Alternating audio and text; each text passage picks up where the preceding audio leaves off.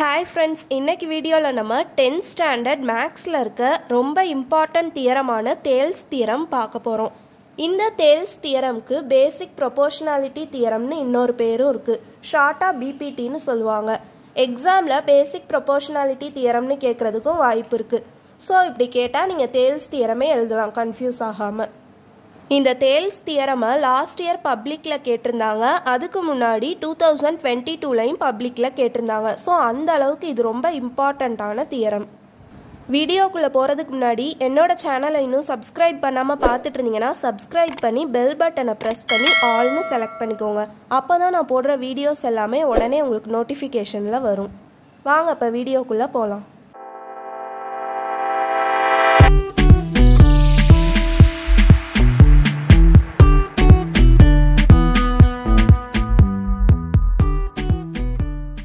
எப்போவுமே தியரமை பொறுத்த வரைக்கும் டயக்ராம் தான் ரொம்ப இம்பார்ட்டன்ட். ஏன்னா டயக்ராமை வச்சு தான் அந்த தியரமையே நம்ம ப்ரூவ் பண்ணுவோம். ஸோ தேல்ஸ் தியரம் அப்படின்னு சொன்னதுமே உங்களுக்கு இந்த டயக்ராம் கண் முன்னாடி வந்துடணும்.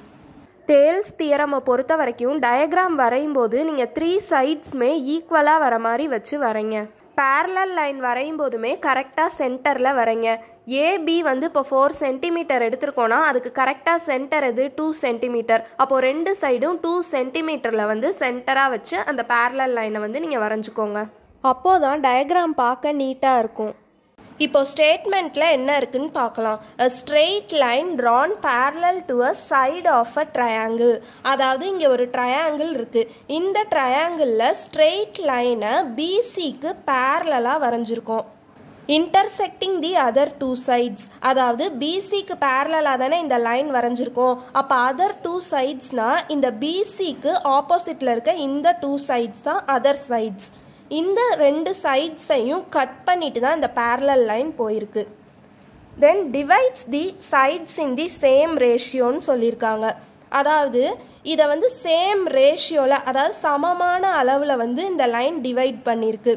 இந்த அளவும் சேம் தான், இதுவும் சேம் தான். அதே மாதிரி இந்த ஆப்போசிட்டில் இருக்க இந்த 2 அளவும் சேம் தான், சேமாக டிவைட் பண்ணியிருக்கு அப்படின்னு சொல்லியிருக்காங்க. ஓகே, இப்போ நம்ம ப்ரூஃப் பார்க்க போகிறோம். இப்போ கிவன், அதாவது ஏபிசி அப்படின்றது ஒரு ட்ரையாங்கிள். இந்த ட்ரையாங்கிளில் ஏபியை டி அப்படின்ற பாயிண்டில் கட் பண்ணியிருக்கு அந்த லைன். ஸோ அதை எப்படி எழுதுகிறோம்? In triangle ABC D is a point on AB. அதாவது ஏபி இங்கே இருக்குன்னா இந்த இடத்துல கட் பண்ணியிருக்கு. இந்த பாயிண்ட்டை நம்ம டி அப்படின்னு சொல்கிறோம். அதே மாதிரி இந்த சைடு ஏசி அப்படின்றத இ அப்படின்ற பாயிண்ட்ல வந்து கட் பண்ணியிருக்கு. அதை தான் இந்த இடத்துல எழுதியிருக்கோம். E is a point on AC. இப்போ நம்ம ப்ரூவ் பண்ண போகிறோம். என்ன ப்ரூவ் பண்ண போகிறோம்னா AD by DB equal to AE by இசின்னு ப்ரூவ் பண்ண போகிறோம். அதாவது இந்த டயக்ராமை பாருங்கள். இங்கே ஏடி, அதாவது ஏடி இது பை இது, AD by DB equal to AE by EC அப்படின்றத ப்ரூவ் பண்ண போகிறோம். அதாவது இந்த 2 சைடும் சேம் ரேஷியோவில் தான் இந்த லைன் டிவைட் பண்ணியிருக்கு. ஸோ இங்கிட்டு இருக்க அளவும் இந்த அளவும் சேமாக தான் இருக்கும். கன்ஸ்ட்ரக்ஷன் எழுதிக்கலாம். Draw line DE parallel to BC. இப்படி கொடுத்துருந்தா பேரலல் அப்படின்னு அர்த்தம். ஏன்னா பிசிக்கு பேரலாக தானே இந்த டயக்ராம் பாருங்கள், பிசிக்கு பேரலாக தானே டிஇன்ற லைனை வரைஞ்சிருக்கோம். அதை தான் இந்த இடத்துல கன்ஸ்ட்ரக்ஷனில் நம்ம சொல்லியிருக்கோம். DE parallel to BC. Next நம்ம ஸ்டேட்மெண்ட் பார்க்கலாம். ஆக்சுவலாக டயக்ராமை ஒரு டைம் வரைஞ்சா போதும். நான் உங்களுக்கு எக்ஸ்பிளைன் பண்ணணுன்றதுக்காக இங்கே தனியாக எடுத்து வரைஞ்சிருக்கேன். ஸோ கன்ஃபியூஸ் பண்ணிக்காதீங்க. இப்போது நம்ம ப்ரூவ் பண்ணுறதுக்காக ஃபஸ்ட்டு இந்த ஆங்கிளையும் இந்த ஆங்கிளையும் எடுக்க போகிறோம். அதை தான் இந்த இடத்துல எடுத்து எழுதியிருக்கோம். அதாவது ஆங்கிள் ஏபிசி இங்கே எழுதிட்டோம். Angle ABC equal to angle ADE இதெல்லாம் இந்த இடத்துல எழுதியிருக்கோம். அதாவது இங்கே இருக்க இந்த ஆங்கிளும் இதில் இருக்க ஆங்கிளும் ஈக்குவல். ஏன்னா இது வந்து ஸ்ட்ரெயிட் லைனாக தானே போயிருக்கு. ஸ்ட்ரெயிட் லைனாக போகிறனால ஆங்கிள் ரெண்டுமே சேமாக தான் இருக்கும். இதுவே இந்த லைன் இப்படி போய் இப்படி மடங்கி இருந்துச்சுன்னா அந்த ஆங்கிள் கண்டிப்பாக மாறும். அப்படி போகாமல் இந்த லைன் ஸ்ட்ரெயிட்டாக போகிறதுனால இந்த 2 ஆங்கிளுமே சேமாக தான் இருக்கும். அதை தான் இங்கே நம்ம எடுத்து எழுதியிருக்கோம். Angle ABC equal to angle ADE equal to angle 1. அதாவது இதை வந்து ஆங்கிள் 1 அப்படின்னு வச்சுக்கலாம். வச்சுக்கிட்டு இதை கரஸ்பாண்டிங் ஆங்கிள்ஸ் அப்படின்னு எடுத்து எழுதிடுறோம். நெக்ஸ்ட் ஸ்டெப்பில் நம்ம என்ன பண்ணியிருக்கோம்னா இந்த சைடு எப்படி இந்த 2 ஆங்கிளையும் எடுத்தோம் அதே மாதிரி இந்த ஆப்போசிட் சைடில் இருக்க இந்த 2 ஆங்கிளையும் எடுத்து எழுத போகிறோம். அதை தான் இங்கே எழுதியிருக்கோம். ஆங்கிள் ஏசிபி, ஆங்கிள் ஏசிபி இந்த ஆங்கிள், அதாவது இங்கே இருக்க ஆங்கிளும் ஆங்கிள் ஏஇடி இந்த சின்ன ஆங்கிள், இதில் இருக்க இந்த ஆங்கிளும் ஈக்குவல். இதை வந்து நம்ம ஆங்கிள் 2 அப்படின்னு வச்சுக்கலாம். அதுதான் எடுத்து எழுதியிருக்கோம். Angle ACP equal to angle AED equal to angle 2 corresponding angles. இப்போ 2 ஸ்டேட்மெண்ட் கம்ப்ளீட் பண்ணிட்டோம். தேர்ட் ஸ்டேட்மெண்ட் என்ன எழுத போகிறோன்னா, ஆக்சுவலாக இந்த ட்ரையாங்கிளில் 2 ட்ரையாங்கிள் இருக்குது, ஒரு பெரிய ட்ரையாங்கிள் ஒரு சின்ன ட்ரையாங்கிள்.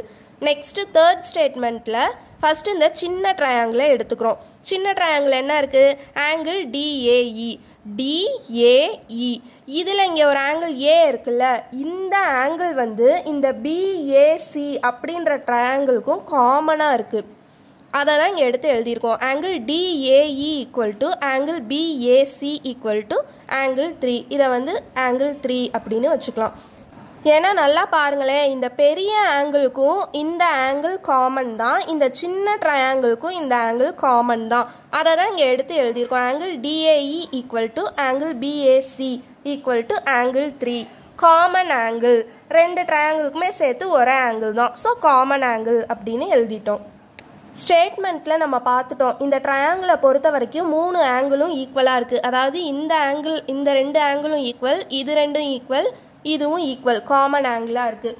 ஸோ அப்போ நம்ம இதை எப்படி எடுத்து எழுதிக்கலாம்னா, ட்ரையாங்கிள் ஏபிசி, இந்த ட்ரையாங்கிள், இந்த பெரிய ட்ரையாங்கிளும் இந்த சின்ன ட்ரையாங்கிளும் ஈக்குவல், அதாவது சிமிலர் டூனா ரெண்டுமே ஒரே மாதிரி தான், ஆங்கிள்ஸ் எல்லாமே ஈக்குவலாக இருக்குல்ல, அதனால சிமிலர் டூ அப்படின்னு எடுத்து எழுதிக்கிறோம். சிமிலர் டூ அப்படின்னு வந்துட்டாலே நம்ம AAA சிமிலாரிட்டி எழுதிக்கலாம். ஏன்னா அது சிமிலர் தானே, அதனால இந்த சிமிலாரிட்டி அப்படின்னு எடுத்து எழுதுகிறோம். இதை வந்து கண்டிப்பாக நீங்கள் எழுதணும். இந்த இடத்துல சிமிலர் டூன்னு நம்ம எடுத்து எழுதிட்டோம், பட் அது ஈக்குவலாக இருக்குன்றத ப்ரூவ் பண்ணணும்ல. ஸோ அதுக்கு அடுத்த ஸ்டெப் நம்ம பார்க்கணும்.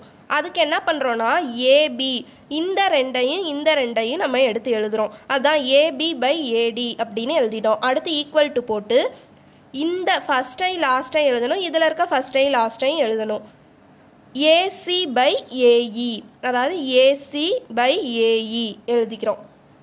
இங்கே நம்ம ஏபின்னு எழுதியிருக்கோம்ல, இதை வந்து நம்ம ஸ்ப்ளிட் பண்ணி எழுதலாம். ஸ்ப்ளிட் பண்ணி எப்படி எழுதலாம்னா, இந்த டயக்ராம் பாருங்கள், ஏபி அப்படின்னு இங்கே நம்ம டைரெக்டாக எழுதியிருக்கோம். அதை ஸ்ப்ளிட் பண்ணோன்னா ஏடி ப்ளஸ் டிபி அப்படின்னு எழுதிக்கலாம். அதை தான் இந்த இடத்துல எழுதியிருக்கோம், ஏடி ப்ளஸ் டிபி.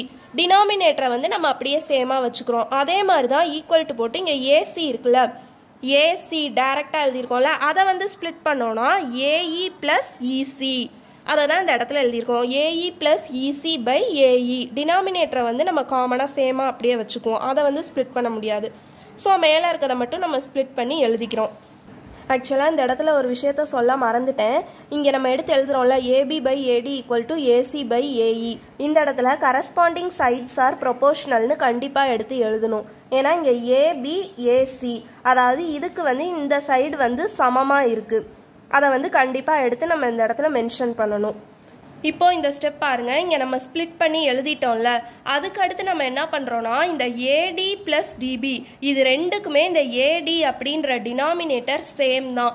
ஸோ அதை நம்ம தனித்தனியாக எடுத்து எழுதிக்கலாம். அப்போ தான் நம்ம கேன்சல் பண்ணுறதுக்கு ஈஸியாக இருக்கும். AD by AD plus DB by AD equal to AE by AE plus EC by AE எடுத்து எழுதிட்டேன். இங்கே ஏடி கேன்சல் ஆயிடுச்சு. கேன்சல் ஆயிடுச்சுன்னா இங்கே 1 அப்படின்னு நமக்கு கிடைக்கும். இது ரெண்டும் கேன்சல் ஆகிட்டா இங்கே 1 இருக்கும். அந்த ஸ்டெப் தான் இங்கே எடுத்து எழுதியிருக்கோம். 1 plus DB by AD equal to 1 plus EC by AE. இப்போ 1 கேன்சல் ஆயிரும். கேன்சல் ஆயிடுச்சுன்னா நமக்கு என்ன கிடைக்கும்? DB by AD equal to EC by AE அப்படின்னு கிடைக்கும். ஆக்சுவலாக நமக்கு இங்கே கிடச்சிருக்க ஆன்சர் நம்ம என்ன ப்ரூவ் பண்ணணுமோ அதுக்கு அப்படியே தலைகீழாக வந்திருக்கு. நம்ம வந்து AD by DB equal to AE by EC அதை தான் நம்ம ப்ரூவ் பண்ண போகிறோம். அதனால இப்படி வந்திருக்கதை நம்ம வந்து ரெசிப்ரோக்கல் எடுத்துக்கிறோம். ரெசிப்ரோக்கல் அப்படின்னா இப்படி இருக்கிறத வந்து நம்ம தலைகீழாக மாற்றிக்கலாம். ஏன்னா இப்போ வந்திருக்கதும் கரெக்டு தான். ஏன்னா டிபி ஏடி அப்படின்னு வந்திருக்கு, அதை வந்து நம்ம ஈஸியாக வந்து மாற்றிக்க போகிறோம். ஏடி பை டிபி அப்படின்னு மாற்றிக்க போகிறோம். ரெசிப்ரோக்கல் எடுத்தால் இதுதான் ஆன்சராக வரும். இந்த தியரம் ஸ்டார்டிங்கில் டு ப்ரூவ்னு போட்டு நம்ம எழுதியிருந்தோம்ல, அதுவும் இங்கே வந்திருக்க AD by DB equal to AE by EC வந்து ஈக்குவல் ஆயிடுச்சு. நீங்கள் வந்து செக் பண்ணி பார்த்துக்கோங்க. ஸோ இந்த தியரம் வந்து நம்ம ப்ரூவ் பண்ணிட்டோம். ஸோ ஹென்ஸ் ப்ரூவ்டு அப்படின்னு போட்டு இந்த தியரமை அதோட முடிச்சுக்கலாம். லாஸ்ட் இயர் பப்ளிக்கில் இந்த தியரம் கேட்டுட்டாங்க, அதனால இந்த வருஷம் கேட்க மாட்டாங்கன்னு அசால்ட்டாக இருக்காதீங்க. அவங்க என்ன கேட்பாங்கன்னு நம்மளால் கெஸ் பண்ண முடியாது. ஸோ இந்த தியரமையும் சேர்த்து பார்த்து வச்சுக்கோங்க. ஆக்சுவலாக இந்த தியரமில் நான் ரொம்ப டீப்பாக போகாமல் இருக்க ஸ்டெப்ஸை தான் உங்களுக்கு சிம்பிளாக எக்ஸ்பிளைன் பண்ணியிருக்கேன். எக்ஸாமில் நீங்கள் இதை மட்டும் எழுதினாலே போதும். நான் சொல்லித்தரது உங்களுக்கு நல்லா புரிஞ்சால் வீடியோவை லைக் பண்ணி உங்கள் ஃப்ரெண்ட்ஸ் அண்ட் ஃபேமிலிக்கு ஷேர் பண்ணுங்கள். தேங்க்ஸ் ஃபார் வாட்சிங்.